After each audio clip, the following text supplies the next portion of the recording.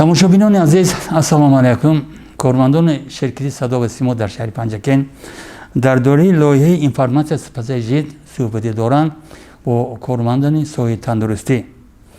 ва дар ин суҳбат асосан мавзӯи мо мавзӯи COVID-19 ва пешгирӣ он мебошад. дар суҳбат иштирок доранд Расулова Роҳатой, табиби сироятшиноси маркази саломатии шаҳри Панҷакен, Усмонов Бомулло, мудири шӯъбаи санитарии маркази назорати давлатии санитарии эпидемиологии шаҳр ва ҳамзамон Сангинзода Бахтрӯз, табиби оилавии маркази саломатии шаҳри Панҷакен. табибони азиз, ба ин барнома хуш омадед ва нахуд мо мехоҳем фаҳмем ки бемории COVID-19 чӣ гуна беморӣ аст ва аломатҳои онро чӣ гуна фарқ карда мумкин. ин савол равона мегардад ба Расулова Роҳатой. оиди бемории ковид мо як чанд маротиба бо тамошобинон суҳбат гузаронида будем. имрӯз низ тасмим гирифтем ки як бори дигар оиди бемории ковид, нишонаҳои он, роҳҳои гузариш ва роҳҳои пешгирӣ боз як маротиба бо шунавандагон суҳбат гузаронем. ковид ин бемории сироятии вирусӣ буда барангезандааш коронавирусҳо ба ҳисоб мераванд.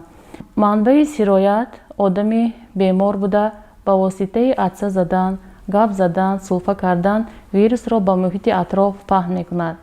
вирус дар муҳити беруна на он қадар устувор аст. дар сатҳи предметҳо метавонад то 3 шабона рӯз, дар ҳаво то 3 соат, дар ҳарорати плюси 4 градус метавонад дар давоми то 7 рӯз зинда монад. ҳангоми атса задан, сулфа кардан ва гап задан вирус ба пардаҳои луобии бинӣ, роҳҳои нафас дохил мешаванд. аввал фикр мекарданд ки ҳадафи асосии вирус ин пардаҳои луобии роҳҳои нафас шуш ба ҳисоб меравад. лекин маълум гардид ки ин вирус на танҳо роҳҳои нафас, балки ба узвҳои ҳозима, меъда, ба системаи марказии асаб, гурдаҳо, дил, ғадуди арақбарор, ғадуди сипаршакл низ таъсири худро мерасонад.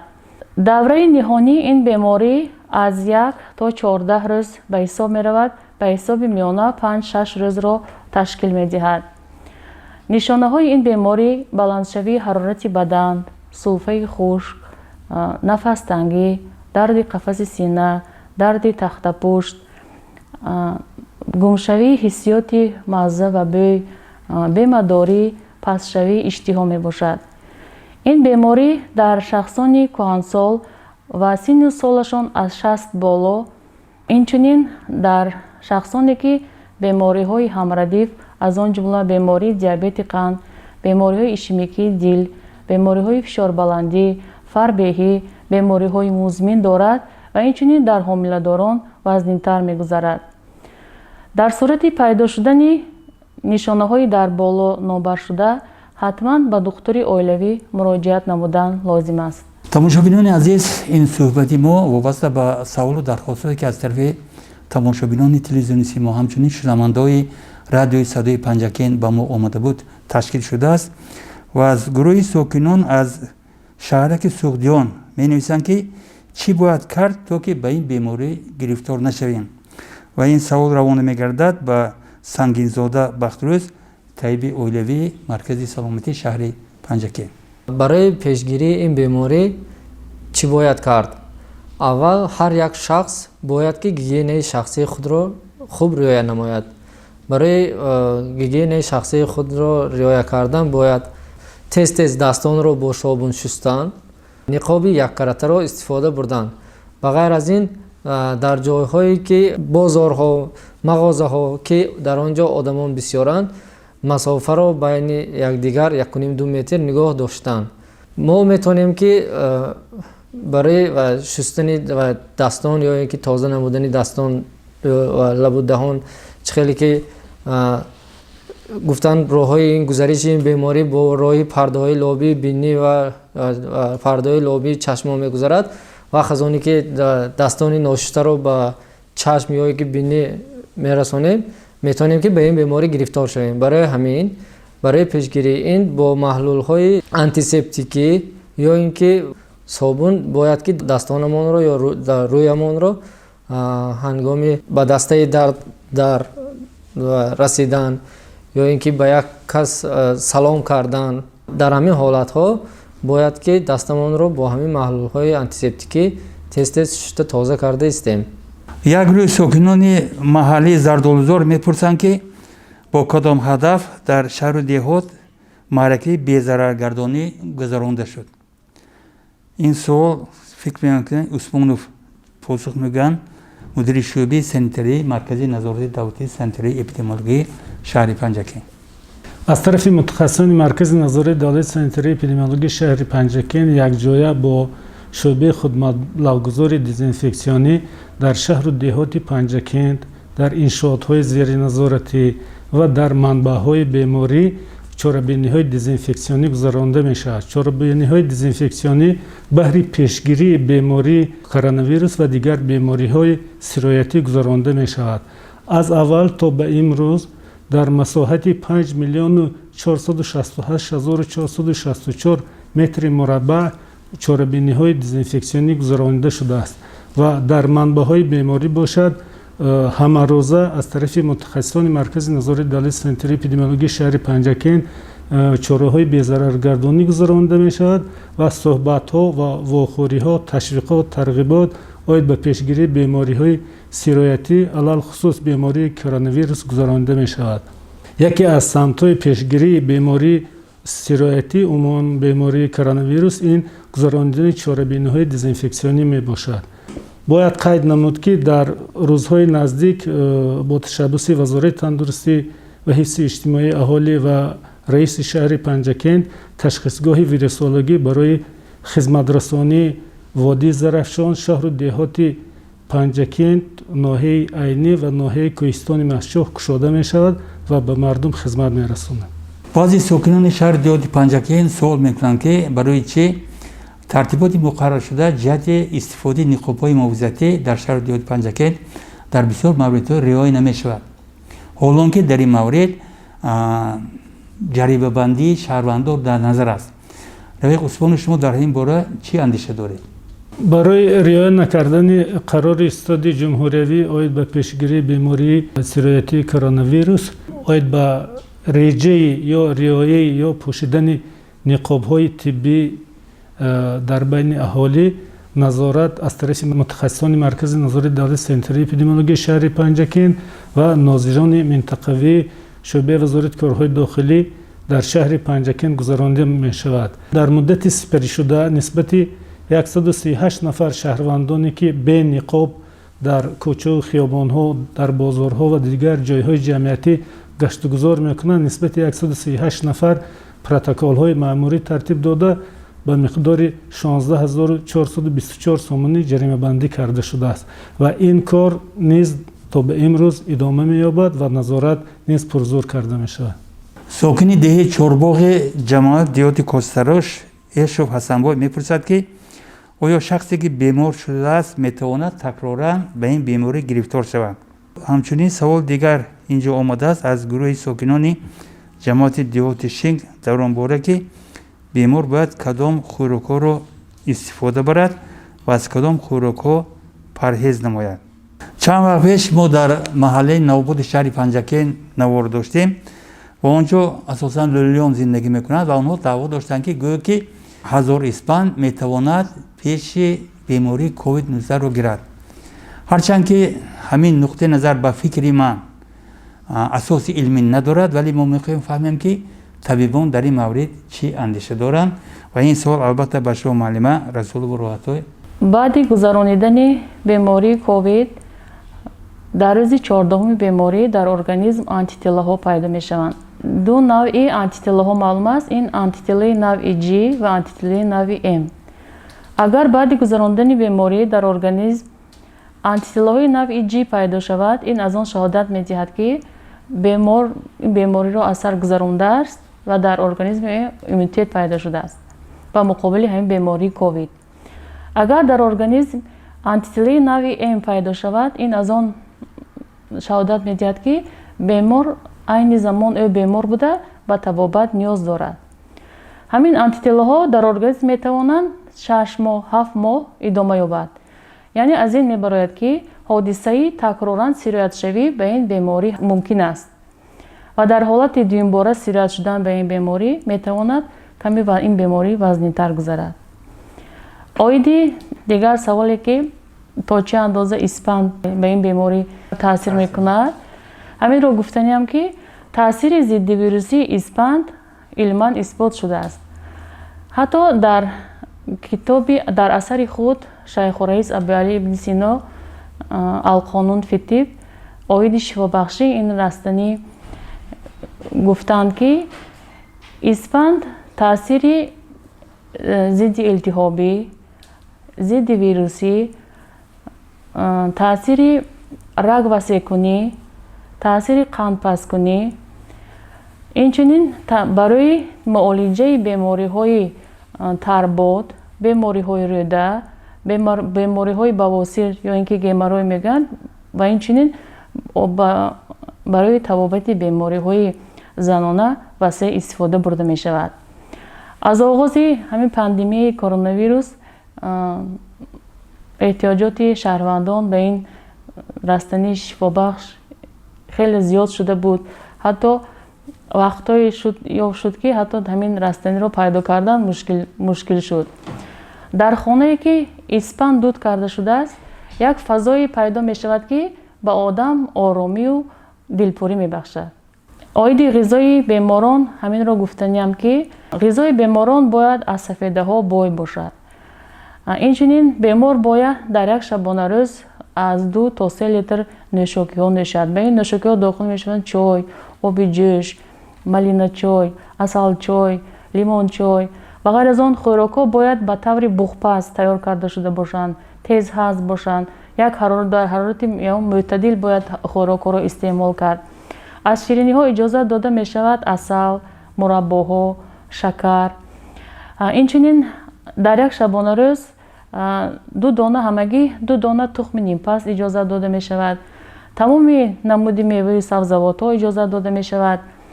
аз равғанҳо бошад равғани зард, равғани растанӣ ва тамоми кабудиҳо иҷозат дода мешавад. як гурӯҳ бонувон аз кӯчаи абураҳони берунӣ мепурсанд ки оё беморӣ метавонад ба кӯдак дар батни модар, яъне вақте ки модар ҳомиладор аст, таъсир расонад? ба ин савол мо мехоҳем ки посух гӯянд сангинзода бахтрӯз, табиби оилавии маркази саломатии шаҳри Панҷакент. пеш аз он ки ба ин саволи шумо ман посух диҳам, як чизро гуфта гузарам ки баъзе ҳолатҳое шудааст ки занҳои ҳомила ё ин ки дигар шахсон ба худ табобат кунид дар хона машғул мешаванд. аз ҳамин сабаб ҳангоме ки ба худ табобаткунӣ машғул мешаванду сари вақт ба табиб муроҷиат намекунанд, ҳолати беморон вазнӣ мешавад. пас аз вазнӣ шудан ба табиб муроҷиат мекунанд, метавонад ки дар баъзе ҳолатҳо ба ҳодисаҳои нохуш оварда расонад. барои ҳамин аз аҳолии шаҳру деҳоти Панҷакент ва тамоми ҷумҳурӣ хоҳиш менамоям ки ҳангоми дар боло чихеле ки қайд кардан аломатҳои ҳамин беморӣ пайдо шудан, фавран ба табиби оилавӣ муроҷиат намоянд. ба саволи шумо чунин гуфтаниам ки ҳангоми сари вақт ба табиб муроҷиат кардани занҳои ҳомила ба кӯдакашон таъсири манфӣ намерасонад ин беморӣ. таъсири манфӣ дар ҳамон ҳолате мерасонад ки сари вақт муроҷиат мекунанду ба худ табобаткунӣ машғул мешаванд. баъд метавонад ки таъсири манфӣ на ин ки ба кӯдак, ба худи модараш ҳам метавонад ки расонад. баъд ба фикри ман ки таъсири манфӣ дар ҳамон ҳолат боз расонида метавонад ки кӯдаки дар батни модар буда дар давоми 12 ҳафтаи аввали ҳомиладорӣ агар қарор дошта бошад, метавонад ки таъсири манфии худро расонад. тамошобинони азиз, аз сабаби он ки бемории COVID-19 ҳарчанд кам бошадам дар шаҳри деҳоти Панҷакент ҳол вуҷуд дорад, ҳарчанд ки табибон ба муқобили он мубориза мебаранд, мардум ҳам хеле эҳтиёткор шуданд. ба ҳамин хотир мо чанд суоли худро алоқаманд ба ин беморӣ дар ҷои дигар дар муассисаи давлатии беморхонаи бемории суръатӣ идома медиҳем ва ба табибоне ки имрӯз дар ин суҳбат иштирок доштанд изҳори сипос мекунам. ман бовардорам ки мо минбаъд низ ҳамин гуна ҷамъ меоем اطراف این بیماری صحبت میکنیم و مردم رو البته آگاه میکنیم که هر یک چیز از جمله بیماری از تبابتش دیده پیشگیری آن آسان‌تر است. بار دیگر تشکر و شما طیبانی عزیز.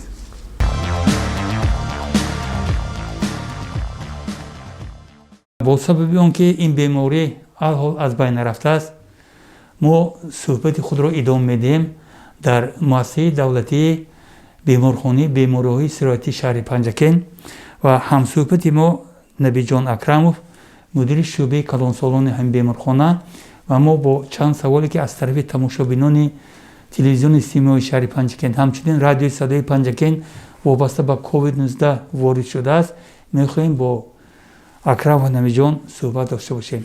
یکم مردم میخواهم فهمند که آوازها بابت آنکه گویا در فصل سرما بیماری کووید 19 نسبتاً خروج میکند، نسبتاً فعال میشد، تا کدام درجه درست است. و سوال دیگر این است که چند وقت پیش اومد در از روزهای اول پیدایش بیماری کووید 19 یکی از پرابلم‌های اساسی شهر جاده پنجکن جهت تبابت بیماران آن بود که بالون‌های کیسلرود نمی‌رسید. مردم سرسانش از خوجند و دوشنبه دیگر منطقه‌های جمهوری می‌آوردند و وعده هم شده بود که گویا همین سیخ در پنجکن ساخته می‌شود.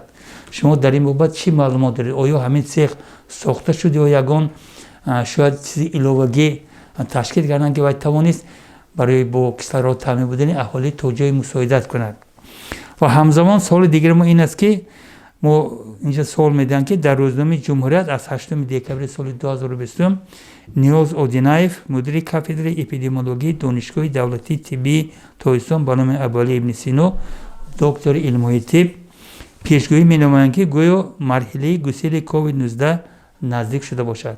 شما همچون طبیب به این پیشگویی چی گفته میتوانید؟ اویدی سوال اولین که اویدی در فصل سرما زیاد شدن بیماری کووید در این زمان در فدراسیون روسیه در فصل زمستان در دولت‌های اروپا بیماری کووید در اوج است. یعنی در یک شبانه روز مقدار بسیار زیادی بیماری به قید شده است. علم‌ها هم تصدیق کردند که ویروس کووید 19 در فصل زمستان نشأ و نما می‌گیرد، افزایش زیاد می‌گردد و فایز سرایتیابی ویروس در فصل زمستان نسبت به فصل تابستان بسیار زیادتر می‌باشد.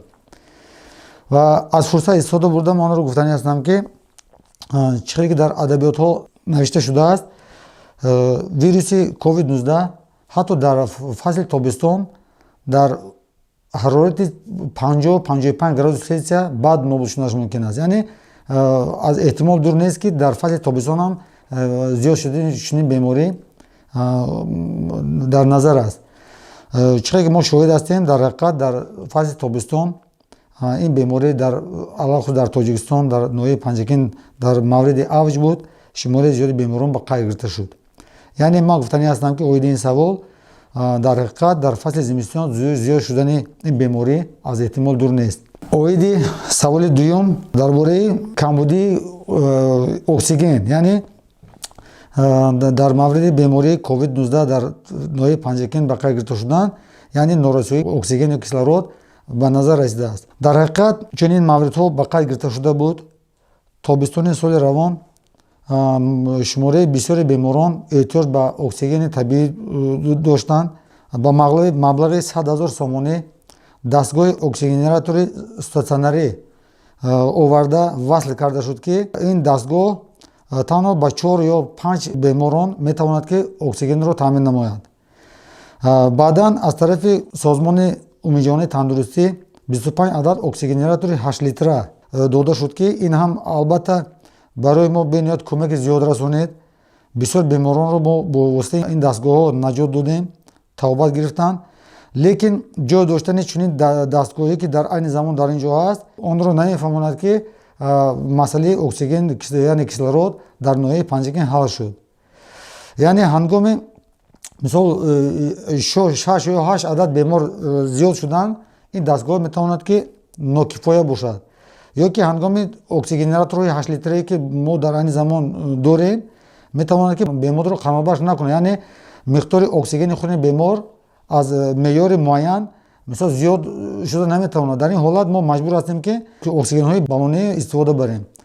برای استفاده بردن چنین اکسیژن های بالونی барои пур кардани ин баллонҳо ба мо мисол махсус дастгоҳии стационари ёки чӣ мегӯянд заводҳо мегӯянд ёки цехҳо мегӯянд чунин лозим аст ки ин дар фақат дар вилояти суғд дар шаҳри хуҷанд ва дар шаҳри душанбе ҷой дорад. یعنی شما گفتین که این پرابلم در مجموع حل نشده. не ин проблема дар маъмул ҳоли ҳал шудагӣ нест. оиди саволи савум ки яъне доктори илмҳои тиб ниёз одинаев гуфтанд ки ин бемории covid-19 то фасли тобистон гӯё ки аз байн мерафта бошад. албатта пешгӯӣ кардан оиди ин беморӣ ниҳоят мушкил аст. то ҳатто олимоне ки оиди ин беморӣ кор мекунанд ба хулоса намуданд ки ин беморӣ имрӯз аз байн меравад ё намеравад. манам ҳамчун мутахассис ки дар муддати 6-8 моҳ 9 моҳ бо ин беморӣ кор кардам гуфтанӣ ҳастам ки аз байн рафтани ин беморӣ ё нарафтани ин беморӣ пешгӯӣ кардан ниҳоят мушкил аст ва новаста ба он мо бояд ки доимо омода бошем оиди қабули ин беморон оиди пешгирӣ ва тавбати ин беморӣ мо бояд доимо омода бошем. ман аз шаҳрвандони ноҳияи Панҷакен аз шаҳри Панҷакен эҳтиромона хоҳиш менамам ки албатта реҷаи ниқобиро мани фосиларо албатта риоя кардан лозим аст. бигзор ки бемории covid-19 набошад мане ки бемории гриппе ки пештар мо вомехӯрдем ин бемориам албатта ба намуди вазнин гузаштанаш мумкин аст. мо метавонем сироят ёбем кӯдаконро сироят кунем шахсои аълои оиларо сироят кунем. барои ҳамин гуфтанӣ ҳастам ки ҳатман қоидаи гигиенаи шахсӣ реҷаи ниқобиро ва фосиларо албатта риоя кунед.